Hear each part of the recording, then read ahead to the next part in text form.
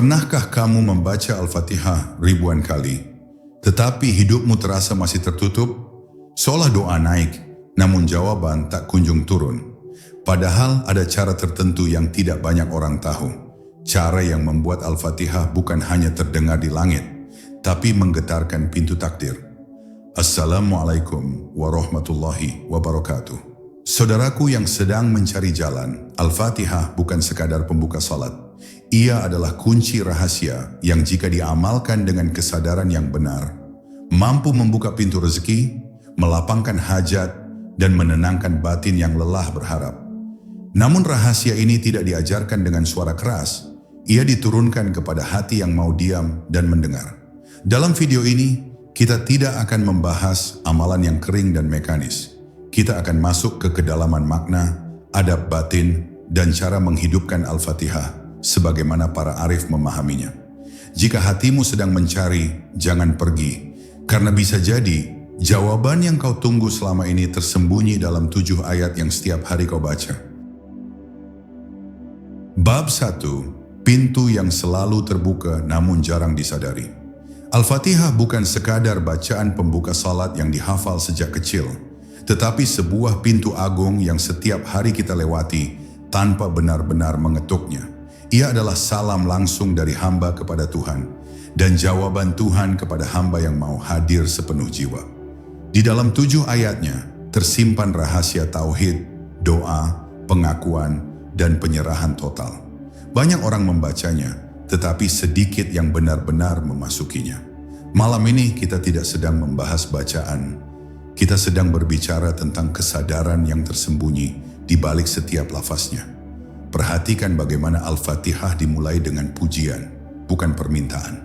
Ini bukan kebetulan, melainkan adab ruhani yang tinggi. Sebelum hajatmu disebut, egomu harus diredam. Sebelum rezekimu diminta, hatimu harus tunduk. Disinilah banyak orang tergelincir, mereka ingin hasil, tetapi melompati penghambaan.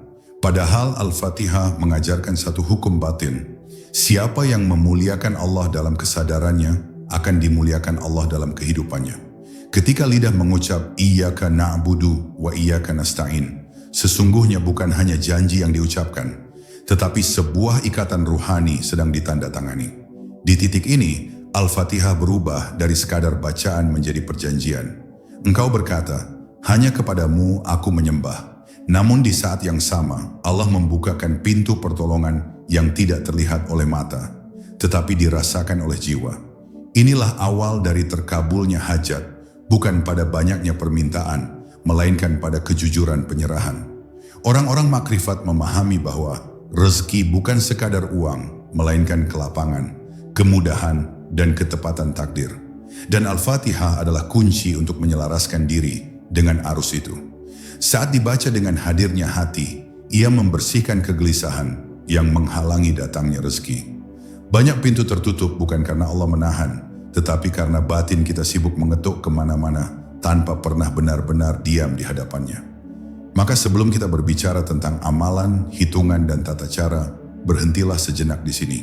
Rasakan bahwa Al-Fatihah sedang menatapmu kembali. Ia bukan ayat mati, ia hidup bersama kesadaranmu. Jika pada bab ini hatimu mulai tenang, dadamu terasa lapang, atau ada getaran halus yang sulit dijelaskan, itulah tanda awal bahwa pintu itu sebenarnya tidak pernah terkunci. Ia hanya menunggu seseorang yang datang dengan adab, bukan dengan tuntutan. Bab 2. Niat yang membangunkan daya Al-Fatihah. Segala amalan ruhani tidak hidup karena bacaannya, tetapi karena niat yang menghidupkannya. Al-Fatihah akan tetap menjadi 7 ayat biasa jika dibaca dengan niat yang kabur dan hati yang tergesa. Namun ia berubah menjadi kunci langit ketika niatmu jernih, tenang, dan sadar akan siapa yang sedang engkau hadapi. Di titik ini, niat bukan sekadar keinginan mendapatkan sesuatu, melainkan kesediaan untuk dibentuk oleh kehendak Allah itu sendiri. Niat yang benar dalam mengamalkan Al-Fatihah adalah meletakkan Allah sebagai tujuan, bukan alat. Banyak orang terbalik tanpa sadar. Mereka menjadikan Al-Fatihah sebagai sarana memaksa takdir. Padahal para arif memahami, ketika niat diarahkan untuk mendekat kepada Allah, maka urusan dunia akan mengikuti dengan sendirinya. Rezeki tidak dikejar, ia datang karena engkau berada di tempat yang tepat secara batin. Sebelum membaca Al-Fatihah untuk hajat apapun, diamlah sejenak. Tarik napas perlahan dan biarkan pikiran yang riuh turun ke dalam dada. Hadirkan kesadaran bahwa Allah Maha mendengar bahkan sebelum engkau berbicara. Di momen ini, luruskan niatmu. Bukan agar engkau terlihat cukup di mata manusia, tetapi agar engkau cukup di hadapan Allah. Niat seperti inilah yang membuka jalur halus antara doa dan jawaban. Orang-orang yang berhasil dengan amalan Al-Fatihah tidak selalu memiliki bacaan yang panjang, tetapi mereka memiliki kejujuran batin. Mereka tidak menuntut kapan dan bagaimana hajatnya dikabulkan. Mereka hanya menjaga satu hal, keselarasan antara apa yang diucap dengan apa yang disimpan di dalam hati. Ketika niat, ucapan, dan keyakinan berada pada satu garis, disitulah Al-Fatihah memancarkan dayanya. Maka pahamilah, pada bab ini engkau belum diminta untuk membaca apapun, engkau hanya diminta untuk meluruskan arah. Karena Al-Fatihah tidak bekerja di permukaan suara, ia bekerja di kedalaman kesadaran. Jika niatmu telah tenang dan bersih, maka pada bab-bab berikutnya, setiap ayat yang keluar dari bibirmu tidak lagi berjalan sendiri, ia akan ditemani oleh pertolongan yang tidak terlihat, tetapi nyata terasa dalam perjalanan hidupmu. Bab 3. Waktu terbaik saat Al-Fatihah didengar langit. Tidak semua waktu memiliki kedalaman yang sama, meskipun jamnya terlihat serupa. Dalam laku ruhani, waktu bukan hanya soal pagi atau malam, tetapi tentang keadaan batin yang sedang terbuka. Al-Fatihah paling kuat dibaca ketika jiwamu tidak sedang terburu-buru mengejar dunia. Saat itulah langit batin terbuka dan doa tidak terhalang oleh kegaduhan pikiran. Inilah rahasia yang jarang dibicarakan, bahwa waktu terbaik seringkali bukan yang tercantum di kalender, melainkan yang terasa sunyi di dalam dada.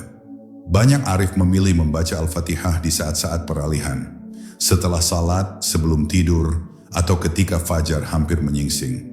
Pada waktu-waktu ini, ego sedang melemah dan kesadaran lebih jujur. Ketika Al-Fatihah dibaca dalam keadaan seperti ini, setiap ayatnya seakan menemukan jalan lurus menuju sumbernya. Bukan karena waktunya sakral semata, tetapi karena hatimu sedang tidak membantah apa yang kau ucapkan. Namun ada waktu yang lebih halus lagi, yaitu saat hatimu sedang gelisah. Di saat rezeki terasa sempit, jalan terasa buntu, dan doa-doa lain terasa berat, Al-Fatihah justru paling layak hadir, karena ia bukan hanya doa permintaan, melainkan doa penyerahan. Ketika engkau membacanya di tengah kegelisahan, dengan penuh kesadaran, engkau sedang berkata tanpa kata, "Aku kembali." Dan kalimat itu sangat dicintai oleh Allah. Para penempuh jalan ma'rifat tidak menunggu suasana sempurna. Mereka menjadikan Al-Fatihah sebagai penata suasana batin. Dibaca perlahan, tidak dikejar jumlah, tidak dipaksa hasil. Setiap ayat dibiarkan turun ke hati, bukan sekadar lewat di lidah. Pada keadaan ini, waktu seolah melambat, dan engkau mulai merasakan bahwa doa bukan sedang naik ke langit, tetapi pertolongan sedang turun mendekat. Maka jika engkau bertanya kapan waktu terbaik mengamalkan Al-Fatihah untuk hajat dan rezeki, jawabannya sederhana namun dalam, saat hatimu siap untuk jujur. Jujur dalam berharap, jujur dalam berserah, dan jujur dalam menerima apapun keputusannya. Ketika kejujuran itu hadir, waktu apapun berubah menjadi pintu, dan Al-Fatihah menjadi ketukan yang paling lembut, namun paling didengar. Bab 4. Adab batin saat membaca Al-Fatihah. Dalam jalan ruhani, adab selalu datang sebelum keajaiban. Al-Fatihah tidak meminta suara yang indah, tetapi hati yang tahu tempatnya. Banyak yang membaca dengan lantang, namun batinnya berdiri sejajar dengan Tuhan. Disinilah hijab itu muncul tanpa disadari. Padahal Al-Fatihah hanya membuka diri kepada mereka yang datang sebagai hamba, bukan sebagai penuntut yang merasa berjasa. Adab pertama adalah menghadirkan rasa fakir di hadapan Allah. Bukan fakir harta, tetapi fakir diri. Saat engkau membaca, sadari bahwa tanpa pertolongannya, engkau tidak memiliki daya apapun. Rasa inilah yang membuat ayat-ayat Al-Fatihah menembus lapisan batin terdalam. Ketika ego mengecil, cahaya makna membesar, dan disitulah doa mulai bernafas. Adab berikutnya adalah tidak tergesa-gesa meminta. Al-Fatihah mengajarkan ritme yang lembut, pujian, pengakuan, baru permohonan. Jika engkau membaca dengan sabar, membiarkan setiap ayat menetap sebentar di hati, maka permintaanmu tidak lahir dari kegelisahan, tetapi dari ketenangan yang matang. Permintaan seperti inilah yang jarang ditolak, karena ia tidak mengandung paksaan. Para arif juga menjaga adab dengan tidak memamerkan amalan. Al-Fatihah yang dibaca untuk hajat adalah dialog rahasia antara hamba dan Tuhannya. Semakin sunyi ia dijaga, semakin kuat daya rohani yang mengiringinya. Ketika engkau tidak sibuk bercerita kepada manusia, Allah seringkali memilih untuk menjawab langsung dengan caranya sendiri. Maka ingatlah, Al-Fatihah bukan mantra yang bekerja secara mekanis. Ia adalah pertemuan. Dan setiap pertemuan memiliki adab. Jika engkau datang dengan hati yang tertunduk, niat yang lurus, dan kesabaran yang tenang, maka Al-Fatihah akan membuka lebih dari sekadar pintu rezeki. Ia akan membuka pemahaman bahwa apapun yang datang setelahnya adalah karunia, bukan sekadar jawaban atas permintaan. Bab 5. Cara membaca Al-Fatihah agar menjadi doa yang hidup. Pada tahap ini, kita tidak lagi berbicara tentang bacaan yang benar secara hukum, tetapi tentang bacaan yang hidup secara batin. Al-Fatihah bisa dibaca dengan tajwid yang sempurna, namun tetap terasa kosong jika jiwa tidak ikut hadir. Sebaliknya, ketika dibaca dengan kesadaran penuh, setiap ayatnya seolah membaca balik keadaan hidupmu. Disinilah Al-Fatihah berubah dari rutinitas menjadi percakapan yang nyata. Bacalah Al-Fatihah dengan tempo yang tenang, seakan engkau sedang berjalan di jalan sempit yang penuh cahaya. Jangan melompat dari ayat ke ayat. Biarkan Alhamdulillahirrabbilalamin benar-benar terasa sebagai pujian, bukan sekadar pembuka. Rasakan bahwa seluruh hidupmu yang mudah dan yang berat sedang engkau serahkan dalam satu kalimat syukur yang jujur. Ketika sampai pada ayat tentang kasih dan kekuasaan Allah, hadirkan keseimbangan antara harap dan tunduk. Jangan hanya berharap rezeki, tetapi sadari siapa pemilik rezeki. Pada momen ini, Al-Fatihah sedang melatih jiwamu untuk percaya tanpa syarat. Kepercayaan seperti inilah yang sering menjadi sebab turunnya pertolongan yang tak terduga jalurnya. Saat mengucap permohonan petunjuk, jangan bayangkan jalan yang engkau inginkan. Lepaskan gambaran-gambaran sempit tentang bagaimana hajatmu harus terwujud. Biarkan Allah memilihkan bentuk terbaik. Al-Fatihah menjadi doa yang hidup ketika engkau tidak mendikte jawabannya, tetapi siap menerima hikmahnya. Jika engkau membaca Al-Fatihah seperti ini, pelan, sadar, dan penuh penyerahan, maka ia tidak berhenti di akhir ayat. Ia akan terus bekerja dalam sikapmu, keputusanmu, dan caramu memandang hidup. Rezeki mungkin datang sebagai kelapangan, hajat mungkin terjawab sebagai ketenangan. Dan disitulah engkau mulai memahami bahwa doa yang hidup tidak selalu mengubah keadaan, tetapi selalu mengubah orang yang membacanya. Bab 6. Menyatukan hajat ke dalam Al-Fatihah tanpa memaksa takdir. Pada bab ini, banyak orang biasanya tergoda untuk bertanya, di mana aku menyebutkan hajatku? Namun para arif tidak tergesa menyebut nama keinginan. Mereka memahami bahwa Al-Fatihah bukan wadah untuk memaksa, melainkan ruang untuk menyatukan kehendak. Hajat tidak ditempelkan di ujung bacaan, tetapi dileburkan ke dalam kesadaran saat membaca. Disinilah letak rahasia yang jarang disadari. Ketika engkau membaca Al-Fatihah, biarkan hajatanmu hadir sebagai rasa, bukan sebagai kalimat. Tidak perlu disebutkan secara rinci. Cukup hadirkan perasaan butuh, harap, dan pasrah dalam satu kesatuan batin. Allah lebih mengenal getaran hatimu daripada susunan kata-katamu. Bahkan seringkali hajat yang paling kuat justru tidak terucap, tetapi terasa. Para penempuh jalan ruhani mengajarkan bahwa menyebut hajat secara berlebihan dapat memperkuat ego, bukan doa. Karena itu, mereka membiarkan Al-Fatihah bekerja lebih dahulu menata batin. Saat batin telah lurus, hajat akan menemukan jalannya sendiri. Bisa jadi bukan seperti yang dibayangkan, tetapi selalu tepat sasaran. Di momen ihdinas syirathal mustaqim, di sanalah engkau menyerahkan seluruh arah hidupmu. Bukan hanya satu masalah, tetapi seluruh perjalanan. Jika jalanmu diluruskan, maka rezeki, pertemuan, dan peluang akan mengikuti. Inilah sebabnya mengapa sebagian orang merasa hidupnya berubah setelah menjaga Al-Fatihah, padahal mereka tidak pernah meminta perubahan secara detail. Maka pahamilah, Al-Fatihah tidak mengajarkan kita menekan langit dengan doa, tetapi membuka diri agar langit menurunkan apa yang paling kita perlukan. Ketika hajatmu menyatu dengan penyerahan, doa tidak lagi terasa berat. Ia menjadi ringan, mengalir, dan diam-diam mengubah takdir tanpa suara. Bab 7, tanda Al-Fatihah mulai bekerja dalam hidupmu. Ketika Al-Fatihah diamalkan dengan benar, ia jarang datang dengan gemuruh keajaiban. Ia hadir lebih dulu sebagai perubahan halus yang sering diabaikan.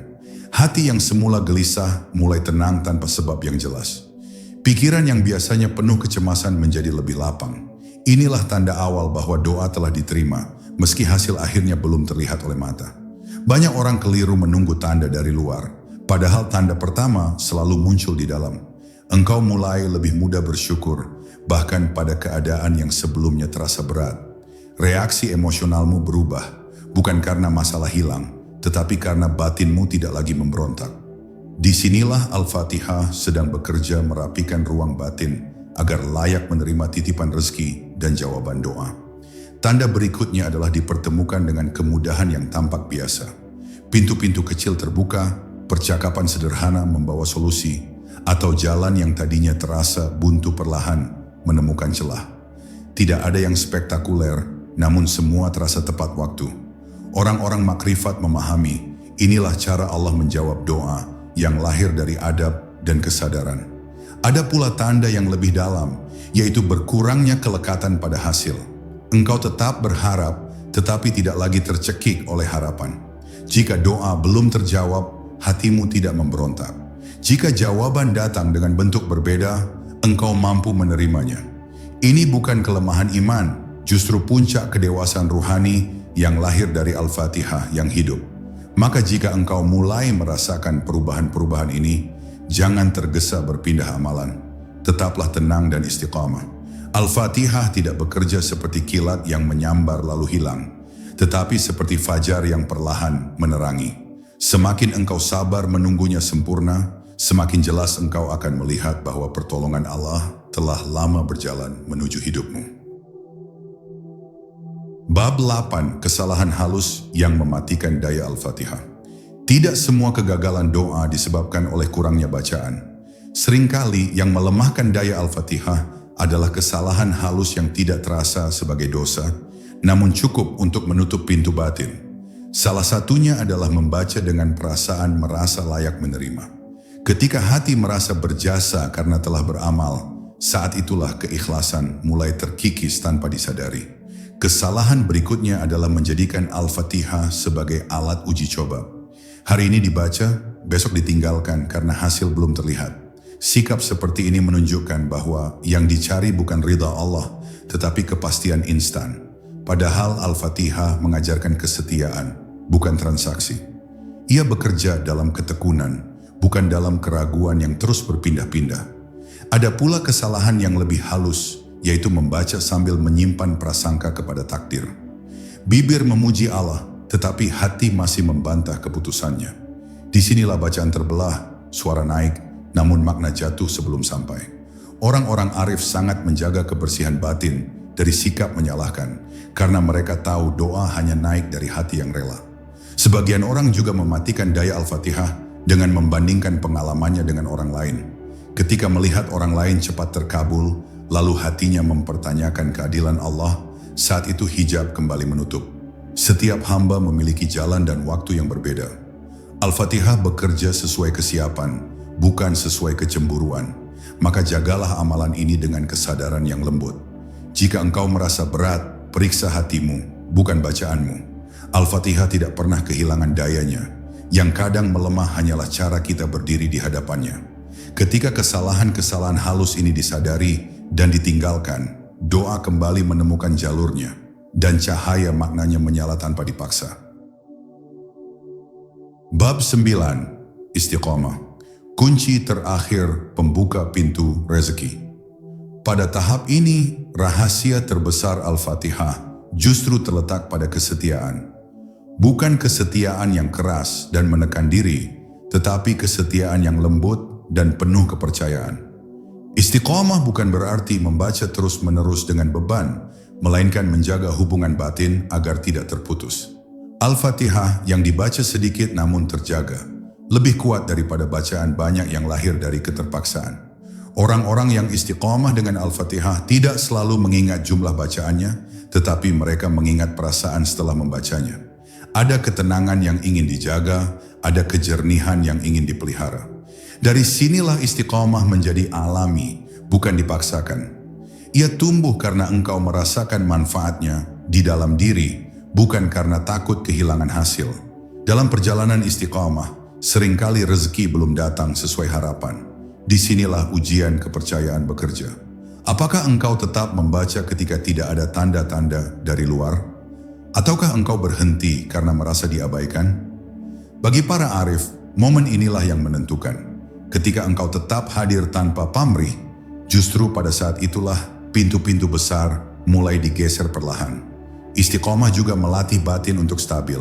Engkau tidak mudah melonjak saat mendapat, dan tidak mudah runtuh saat tertunda. Keadaan ini sangat dicintai oleh Allah, karena menunjukkan bahwa hatimu telah dewasa dalam berdoa. Al-Fatihah pada titik ini bukan lagi sarana meminta, tetapi sarana menjaga keseimbangan hidup. Maka jangan remehkan kekuatan istiqomah. Ia mungkin terlihat sederhana, tetapi dampaknya dalam. Rezeki yang datang melalui jalan ini biasanya lebih berkah, lebih menenangkan, dan lebih bertahan. Karena ia tidak hanya mengubah keadaan luar, tetapi telah lebih dulu menguatkan fondasi batin yang menerimanya. Bab 10. Ketika Al-Fatihah menjadi jalan hidup. Pada puncak pemahaman ini, Al-Fatihah tidak lagi diperlakukan sebagai amalan khusus untuk satu hajat tertentu. Ia menjelma menjadi cara memandang hidup. Setiap kali engkau membacanya, engkau sedang menyelaraskan kembali arah, memperbarui perjanjian, dan meluruskan niat. Disinilah Al-Fatihah berhenti menjadi doa saat butuh dan berubah menjadi napas ruhani yang menemani setiap langkah. Orang-orang yang sampai pada tahap ini tidak lagi gelisah soal rezeki. Bukan karena mereka tidak membutuhkan, tetapi karena mereka telah percaya penuh kepada pengatur. Rezeki datang sebagai kelanjutan dari sikap hidup, bukan sebagai hasil paksaan doa. Al-Fatihah telah membentuk cara mereka bersyukur, bersabar, dan mengambil keputusan. Dan dari sanalah keberkahan mengalir tanpa harus diminta berulang-ulang. Ketika Al-Fatihah menjadi jalan hidup, hajat-hajat kecil sering terkabul tanpa disadari. Doa belum selesai dipanjatkan, namun jalan telah disiapkan. Bukan karena keistimewaan pribadi, melainkan karena keselarasan batin dengan kehendak ilahi. Pada titik ini, engkau mulai memahami bahwa doa terbaik bukan yang panjang, tetapi yang jujur dan selaras. Jika suatu hari hajat besar datang dan terasa berat, Al-Fatihah tetap dibaca dengan nada yang sama, tenang dan percaya. Tidak ada kepanikan, tidak ada tuntutan. Karena engkau telah belajar bahwa Allah tidak pernah terlambat dan takdir tidak pernah salah alamat. Inilah ketenangan yang tidak bisa dibeli, hanya bisa dilahirkan dari kedalaman makna. Maka jika engkau ingin Al-Fatihah benar-benar membuka pintu rezeki dan hajat, biarkan ia terlebih dahulu membuka dirimu. Ketika hatimu terbuka, jalan akan mengikuti. Dan saat itulah engkau menyadari bahwa sejak awal Al-Fatihah bukan hanya mengubah keadaan hidupmu, ia sedang mengantarkanmu pulang kepada Sang Pemilik segala jawaban. Saudaraku, jika Al-Fatihah hari ini terasa berbeda di hatimu, itu bukan kebetulan. Bisa jadi Allah sedang mengajarkanmu untuk berharap dengan tenang, berserah dengan sadar, dan percaya tanpa syarat. Jagalah Al-Fatihah bukan hanya di lisan, tetapi di sikap hidupmu. Karena ketika hati telah terbuka, rezeki dan jawaban akan menemukan jalannya sendiri. Semoga Allah melapangkan urusan kita semua. Amin.